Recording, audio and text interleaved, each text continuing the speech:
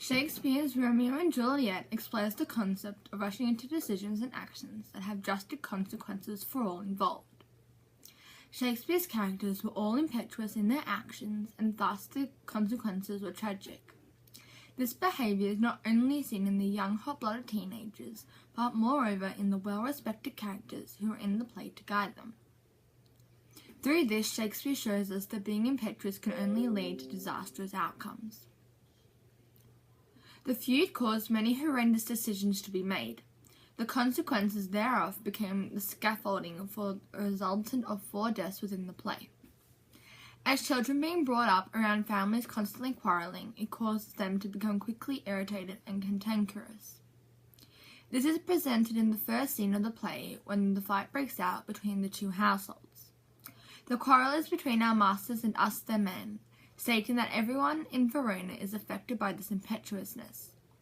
Tybalt sought, "Now by stock and honour of my kin, to strike him dead, I hold it not a sin," depict the degree in which he wishes Romeo dead for simply attending his event. His irrational thinking becomes evident when he chooses to start a fight with Romeo. "That thou hast done me, therefore turn and draw."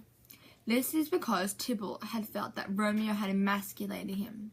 Yet his illogical decision resulted the feud leading directly to his and Mercutio's demise.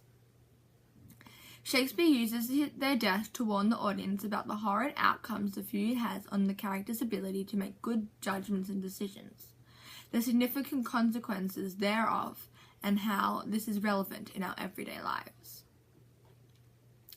The friar's involvement in the play and the love-struck couple's marriage demonstrates that everyone can make illogical decisions. When the friar agrees to marry Romeo and Juliet, he makes a decision that with little forethought, inevitably causing multiple ramifications within the play, such as Romeo and Juliet's death. Shakespeare warns the audience through the friar's actions that even respected and wise people can make ill-conceived and irrational decisions. When the friar warns, wisely and so they stumble that run fast, he is cautioning that hasty decisions can have tremendous consequences. Yet he chooses not to listen to his own advice. Even as he marries the couple, he warns them these violent delights have violent ends. His actions juxtapose his advice as he believes his intentions are good and hopes his marriage that can end the feud. And evidently, the friar's poor judgment and irrational thinking are obvious in this instance, and Shakespeare warns the audience against making rash decisions. Romeo and Juliet's death demonstrate the devastating consequences of foolish, quick thinking. Romeo's instinct after hearing Juliet's death was to get a dram or poison such soon speeding gear. He could have waited or gone to the friar Lawrence to see what had happened, and so this catastrophe could have been avoided. When Romeo retorts, "Well, Juliet, I will lie with thee tonight," it further shows Romeo's impulsive nature and his lack of judgment and thought towards his own actions.